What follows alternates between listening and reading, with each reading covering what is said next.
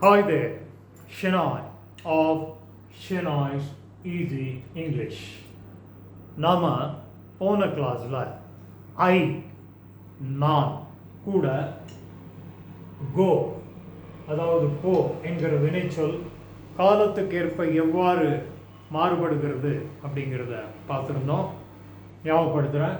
ஐ கோ நான் போகிறேன், I went நான் போனேன், ஐ ஆம் கோயிங் நான் போய்கொண்டிருக்கிறேன், ஐ வாஸ் கோயிங் நான் போய்கொண்டிருந்தேன், ஐ ஹாவ் கான் நான் போயிருக்கிறேன், ஐ ஹேட் கான் நான் போயிருந்தேன், ஐ வில் கோ நான் போவேன் அப்படின்னு பார்த்தோம்.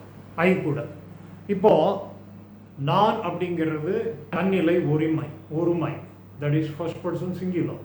அதே ஃபர்ஸ்ட் பர்சன் ப்ளூரல் தன்னிலை பன்மையில் என்ன ஆகும்? நான் அப்படிங்கிறது இப்போ ஒருவேளை என் கூட இன்னொருத்தர் இருக்கான்னா என்ன சொல்லுவேன்? நாங்கள் போகிறோன்னு தான் சொல்லுவேன் இல்லையா? ஸோ அது வி. அப்போ வி கூட இந்த கோ அப்படிங்கிறது காலத்துக்கு ஏற்ப எப்படி மாறுதுன்னு இப்போ பார்ப்போம். ஓகேங்களா? சரி, அப்போது நீங்கள் முக்கியமாக ஒன்று ஞாபகம் வச்சுக்கணும். அதாவது என்னன்னா, இந்த ஐ கூட ப்ரெசண்ட் அதாவது நான் போய்கொண்டிருக்கிறேன் அப்படின்னு சொல்லணும்னா என்ன சொன்னேன்? நான் ஐ ஆம் கோயிங் அப்படின்னு சொல்லியிருக்கேன். நான் போய்கொண்டிருக்கிறேன்.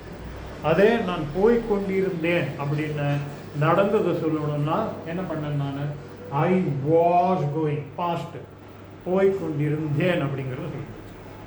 இப்போ என்ன அப்படின்னா, இப்போ ஐ கூட தான் ஆம் வாஸ் வரும், அதாவது ஆம் வரும், ஆம் வாஸாக மாறும். அப்போது வி கூட என்ன ஆகும்னா ஆமுக்கு பதிலாக ஆர் வரும், இந்த பன்மையை உணர்த்துறதுக்கு. இந்த ஆறுங்கிறது வேறா மாறிடும். ஓகே, ஸோ இப்போ இந்த இடத்துல நான் என்ன பண்ணியிருக்கேன்னா அதே சார்ட்டு தான். இப்போ ஐன்னு இருக்கிற இடத்துலலாம் வி போட்டிருக்கேன். ஓகே, ரெண்டாவது என்ன அப்படின்னு கேட்டிங்கன்னா, இங்கே இருக்கிற ஐ எடுத்துட்டு வி போட்டு ஆம் கோயிங்னு இருந்ததை ஆர் கோயிங்காக மாற்றிருக்கேன். அதே மாதிரி இந்த இடத்துல இருந்த ஐயை எடுத்து போட்டு வாஸ் கோயிங் இருந்ததை வேர் கோயிங் மாற்றிருக்கேன். ஸோ இஃபெக்டிவ்லி மூன்று மாற்றங்கள் என்ன அப்படின்னா, ஐன்னு இருக்கிறத எல்லாம் வியா மாற்றிருக்கேன், ரெண்டாவது ஆம் ஆராக மாற்றிருக்கேன், வாஸை வேற மாற்றிருக்கேன்.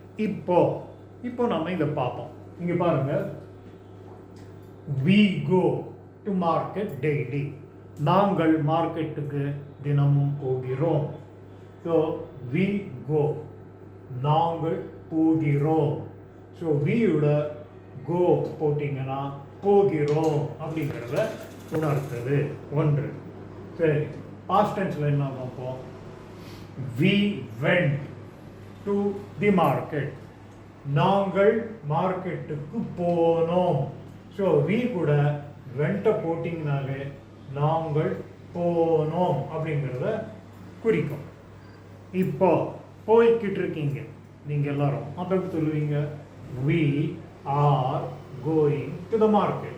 நாங்கள் மார்க்கெட்டுக்கு போய்கொண்டிருக்கிறோம். அதாவது we கூட are going போடுவது நாங்கள் போய்கொண்டிருக்கிறோம் என்பதை உணர்த்தும். அதே மாதிரி நாங்கள் போய்கொண்டிருந்தோம் அப்படின்னு நீங்கள் சொல்லணும். அப்போ எப்படி சொல்லுவீங்க? we were going to the market. நாங்கள் மார்க்கெட்டுக்கு போய்கொண்டிருந்தோம். அப்போ we கூட வர்ற were going நாங்கள் போய்கொண்டிருந்தோம் அப்படிங்கிறத உணர்த்தும். சரி, நாங்கள் திருப்பதி போயிருக்கிறோம். we have gone to Tirupati. நாங்கள் திருப்பதிக்கு போயிருக்கிறோம் 3 முறை 4 முறை அந்த மாதிரி. ஓகே, ஸோ வி கூட ஹாவ் கான் அப்படின்னு போட்டிங்கன்னா நாங்கள் போயிருக்கிறோம் என்பதை குறிக்கும்.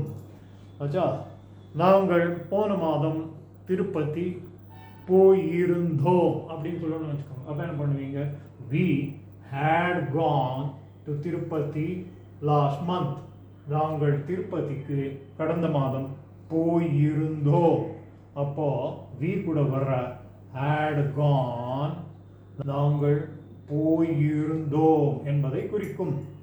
இதே நீங்கள் அடுத்த வாரம் போகிறீங்க அப்படின்னா we will go to Tirupati next week. நாங்கள் அடுத்த வாரம் திருப்பதி போவோம். ஸோ வி கூட வர்ற வில் கோ நாங்கள் போவோம் அப்படிங்கிறத குறிக்கும். ஸோ ரொம்ப ரொம்ப சிம்பிளு. நீங்கள் பார்த்தீங்கன்னா வெறும் இது இந்த கோ வெண்ட் ஆர் கோயிங்கெல்லாம் எதை குறிக்குதுன்னு நீங்கள் தெரிஞ்சுக்கிட்டிங்கன்னா ஈஸியாக நீங்கள் இங்கிலீஷ் பழகிக்கலாம். ரெண்டாவது என்ன, இது கோ பொறுத்த வரைக்கும்.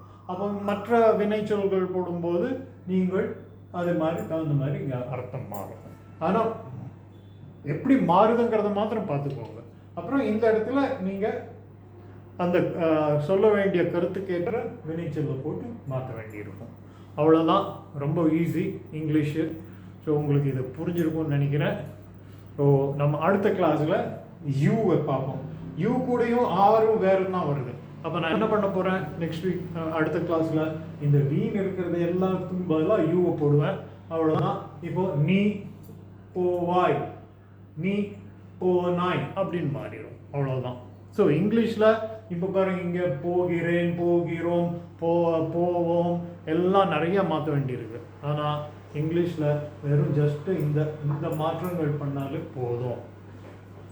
அது இங்கே என்ன போட்டிருக்கோமோ அதுக்கு தகுந்த மீனிங்கை இங்கே இருக்கிறத அது கொடுத்துரும். So very simple. ஸோ உங்களுக்கு இது ஈஸியாக புரிஞ்சிருக்கும்னு நினைக்கிறேன். ப்ளீஸ் கண்டினியூ, நிறைய மனசு கொடுத்து பாருங்கள் and become a good English speaker. Thank you so much.